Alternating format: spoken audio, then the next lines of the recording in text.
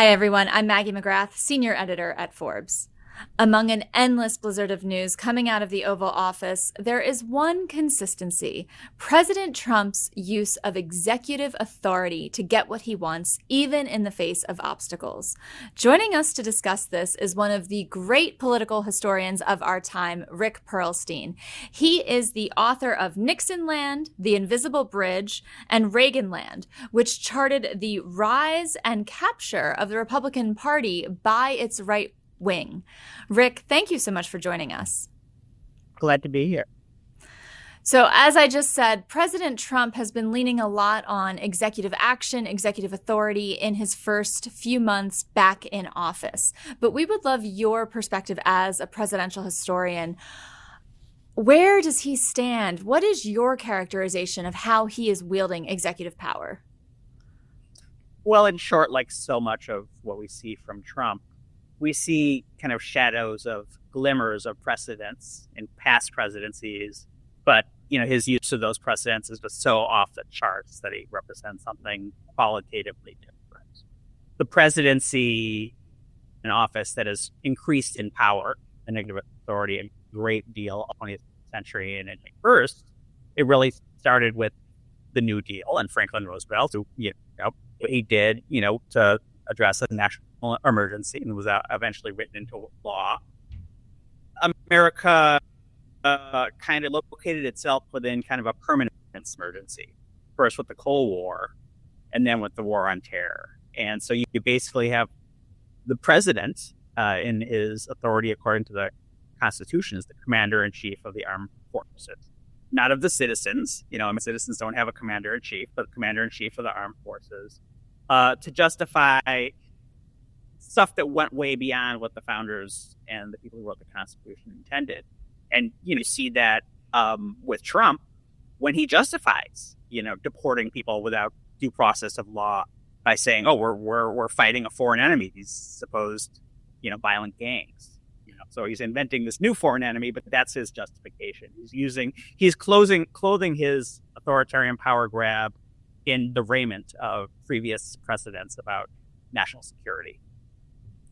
Authoritarian power grab. So executive power has expanded in prior presidencies, but would you say he's gone above and beyond that which his predecessors did? Oh, way above and beyond. I mean, no other precedent said, I don't have to follow what a court says. That I was elected, I got the majority of the electoral votes, so I can just close my ears to anything a judge says. But like I say, that is built on a doctrine that came out of the George W. Bush administration, the unitary executive, because there's only one president, that you have to make decisions fast, basically, and based on a terrible misreading of one of the Federalist Papers, that, I can do all this, right? So he builds it on a scaffolding of previous power grabs, but it's so wanton and so heedless that it, begins to represent examples much more like we've seen in other countries, like Chile in the 1970s or Germany in the 1930s. Right? Nothing like this has any precedent. I mean, it does. You could kind of rack your head and say, well, the Palmer raids, right after World War I, where immigrants were declared alien enemies for the political ideas they had. Thousands of them were carted off, right? But the kind of wanton justification of this, unprecedented. You've referenced kind of the growth of the use of executive power by the presidency. And I'm wondering, as you look at the previous occupiers of the Oval Office, are both Republicans and Democrats to blame here? You've mentioned the Bush administration, right. You mentioned FDR's New Deal. Are there certain periods of time that you point to exponential growth of executive action compared to other times? Right. Well, I think that, something like Lyndon Johnson expanding the Vietnam War, right, without much justification from Congress, right? Or Barack Obama expanding, the assassination of alleged terrorists in places like Afghanistan or Yemen using drones, right? That was kind of within the broad bipartisan consensus. But it always has been Republicans who kind of ratcheted the authoritarianism kind of more and more to the right. I mean, you can go back to Reagan, in the Iran-Contra hearings scandal, and it was literally a scandal because Congress kept on passing laws, right, that he signed that said you could not fund these, anti-government guerrillas in Nicaragua. And his White House, did it anyway. And then one of his deputies, Oliver North, said, I'm proud to do it. And if the president tells me to do it, basically it's not illegal. But the real interesting kind of curveball in this discussion is Richard Nixon. Now, I was thinking about this, and I realized that in a way, Richard Nixon kind of gets off easy in the eyes of history because of Watergate. Because of Watergate, he wasn't able to do a lot of the things that he actually had planned that we saw in embryo after his 1972 election, because he basically had all eyes on him because of the scandal. If you look at there's something called the Malek that I read about. There was a guy named Fred Malek who was a White House deputy who wrote a manual about how we can have mass firings of federal employees and get around civil service rules. Right? You've heard about the enemies list. That was a list of people drawn up by White House officials. And the plan was in the second term to harass them using the IRS. And he fired an IRS commissioner, or an IRS commissioner resigned because he refused to do that. After his reelection, he fired his entire cabinet, completely unprecedented. And he basically made them reapply for their jobs. And the qualification he was asking for was the promise to be completely politically loyal. And then finally, just to take it to something that Donald Trump has thrust in the news all of a sudden, he began impounding federal funds, right? So Congress should pass a law saying we want this much to be spent as the Constitution stipulates on this function. And he would just take the money and say, I'm not spending it. And actually in 1974, it got so bad, again, because of the political capital he lost because of Watergate, they passed a law banning the impoundment of funds, which was seen as legal under certain circumstances. So, had Richard Nixon, and then of course there's all this stuff on the White House tapes where he would rant and rave about how, the opposition is so bad and so evil that we just need to stop them no matter what. He would always talk about Democrats. He would talk about supporters of the Kennedys who are kind of hidden in the bureaucracy, very much kind of deep state language. He would talk about ethnic minorities. So we might have had a Trump-like situation on our hands 50 years ago, had, the other branches and the kind of institutions stood up against that.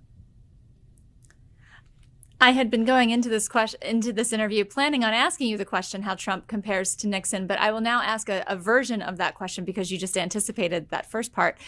You mentioned the loss of political capital led to a law to prevent the impounding of federal funds.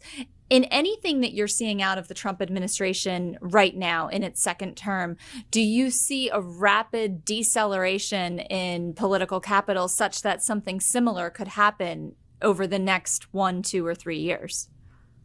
No, and that's what's so frightening, right? So the Republican Party has done such a good job of building a base of power, that really resembles much more a word in German than in English. That's Führerprinzip. What the leader does is right.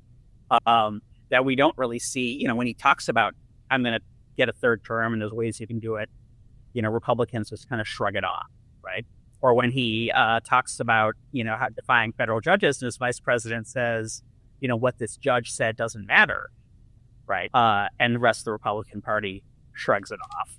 When the Republican Party uses utterly dehumanizing language about not only the people they don't like, but the people who hold ideas they don't like, and the rest of the Republican Party shrugs it off. What we're talking about, and then also the kind of way that they kind of gerrymander themselves into kind of permanent power situations when they have the power to do so, right?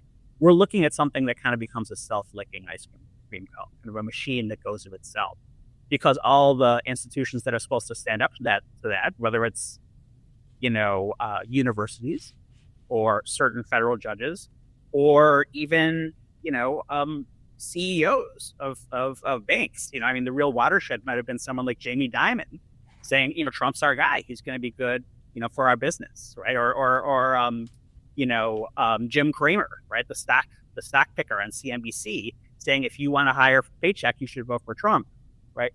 Instead of saying this guy, really just wants to be a dictator, right? You don't see that kind of standing up to power we've seen in previous generations, like under the Watergate syndrome scandal investigation, which really was a bipartisan thing. It's being remembered by right-wing Republicans as some kind of Democratic power grab, but always it proceeded with, absolute scrupulous bipartisan buy-in. You've mentioned a lot that has happened in just the last few months of his administration, including the ignoring of federal judges, the capitulation of Wall Street and corporate America's CEOs. You mentioned the deportations. There is also all of the DOGE cuts. There's the pressuring on law firms to do what he wants. And we've seen that from two of the nation's biggest law firms. And of course, that, right? Is there any one of these actions that is more concerning to you than the others? Or is it the totality of everything that's going on that leads you to your assessment of he wants to be an authoritarian leader? Yeah, I think it is the totality of what is happening and the totality of the intent of what's happening. Basically, that you do all these 10, 20, 30 things at once. And let's not forget, his language about, annexing other sovereign nations, right?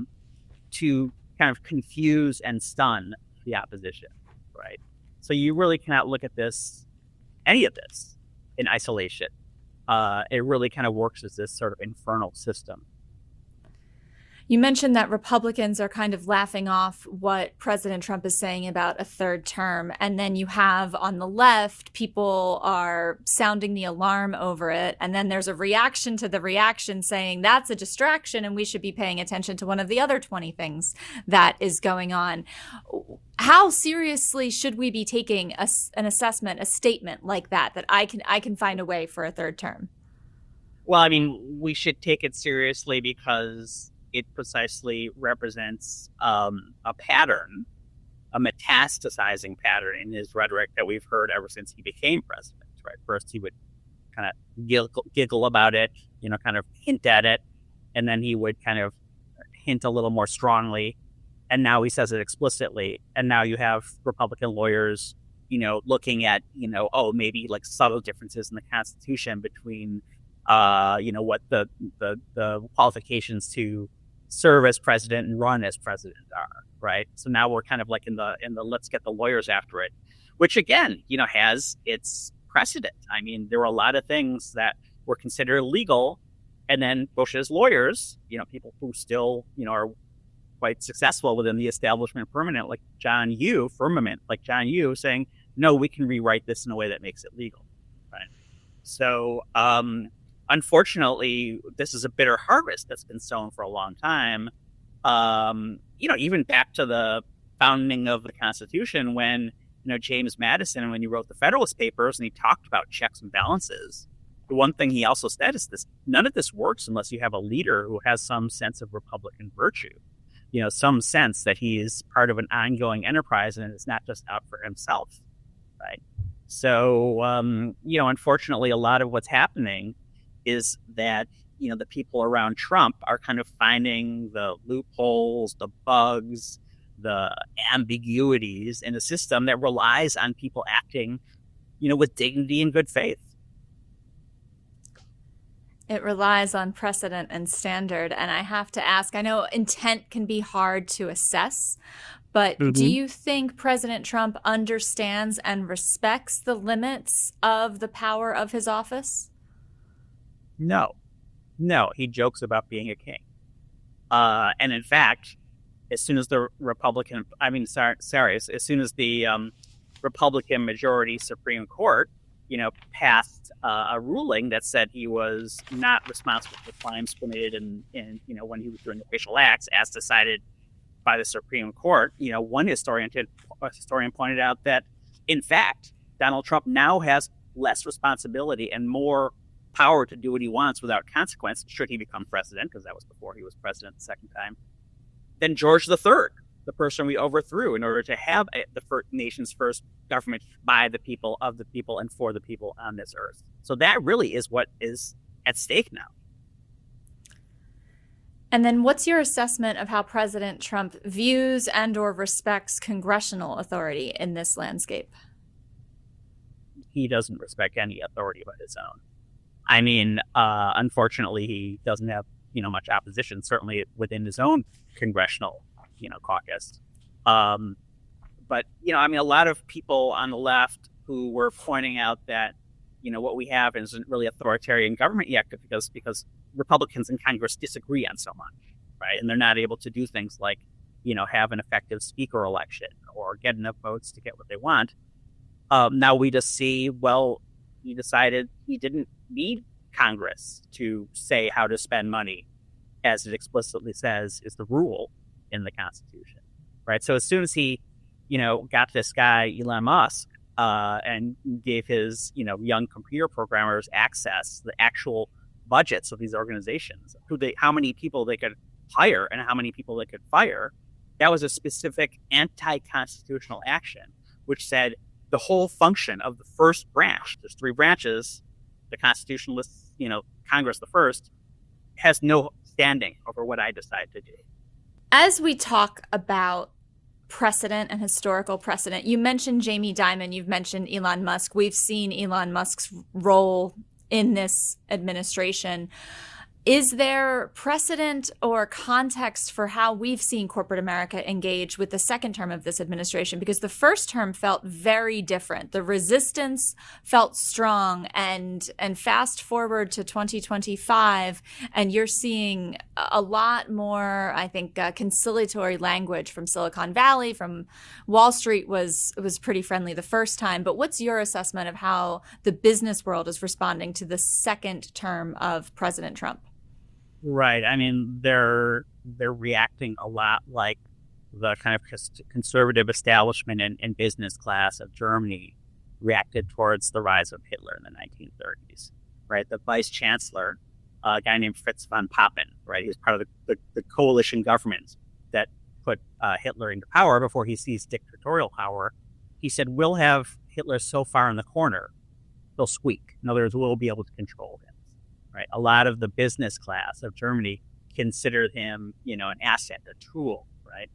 But, the best wisdom about that kind of attitude came from a conservative, Winston Churchill, who called that appeasement and said that, when you're an appeaser, it's kind of like feeding a crocodile in the hope that he's going to eat you last. Right. So he'll throw these people under a bus as quickly as he can. There's already, chatter about whether Elon Musk might be out the door because of his role in this political defeat in the Wisconsin Supreme Court case. Massive turnout by the people who basically came out because they thought Elon Musk was buying an election. President Trump, over the years, has proven himself to be someone who does care what people think. Is that a lever on any of these issues, and in particular the tariffs that we see? If he thinks that public sentiment or his relationship with other leaders around the world could take a downward spiral, could that pull him back? Well, that goes really into the realm of, God, I have no idea what goes on in his head. We do know that for some reason, and I've never really heard a really good explanation, he has been obsessed with tariffs and trade wars since the 1980s when he took out an ad in the New York Times for it. So he does tend to back up and back off when people flatter his ego in a specific kind of way. Wouldn't it be good if we had something to count on other than people successfully doing that in order to, stop policies which every economist seems to believe will create misery for lots of people, including the people who support him, whether they're, the funders who support him or the grassroots who support him. Now, Rick, we started this conversation talking about the expansion of presidential power, executive authority over not just President Trump's term, but really over modern history. And we have in our country, over at least the last two presidents, in Trump and in Biden, chief executives who fairly or unfairly members of the public have seen as corrupt in one way or another. And I'm wondering, from your perspective as a historian, have we moved into a new threshold of American politics where that's the de facto expectation, that our commander-in-chief, our nation's president, is a quote-unquote corrupt figure? Or is there a chance of a boring president in the future who could pull us back a little bit? I mean, that kind of boring stuff after crises like these tends to happen like after cataclysm. So no easy road to that. But I think that the suspicion that our politicians are corrupt is healthy, right? I mean, that's what James Madison wants. That's why he wanted checks and balances. When you come up with an entire kind of media ecosystem that, advances this cloud of corruption around any Democrat, right, based on fantasy and fiction, right? That's very different from, the garden variety corruption that we've been familiar with. I mean, it's kind of algorithmized, kind of hyperactive, hypernuclear kind of discourse of corruption, and that's new. It's basically that every Democrat is corrupt just by virtue of them being Democrats and not kind of fellow members of our polity that we kind of share common values with. Rick, I'm going to have to let you go in 30 seconds based on the clock that I see out of the corner of my eye. But before I do, we always talk about how to understand the present and the future, you have to understand history. So for our viewers, is there any book, either of yours or of your contemporaries, that you would recommend our viewers read in order to better understand this current political moment? Well, lucky for your viewers, I'm going to recommend a very entertaining television show that was produced by the French. It's called A French Village. And it's about the choices that individual people in this village from high to low had to make about whether to kind of take the easy route and go along with what was happening in the 1940s in their village, or what kind of risks they would take. And it's absolutely stunning, because once you get into this kind of situation, it's very easy for there to be no easy answers, and few good guys and few bad guys. It gets very muddy and mussed up, and it's absolutely stunning illustration of the challenges a lot of us are facing right now, especially people who are in charge of institutions. So to understand American politics, look at French history. Rick Perlstein, thank you so much for joining us today. We so appreciate your insight, as always. Thanks. I really appreciate your questions. They were excellent.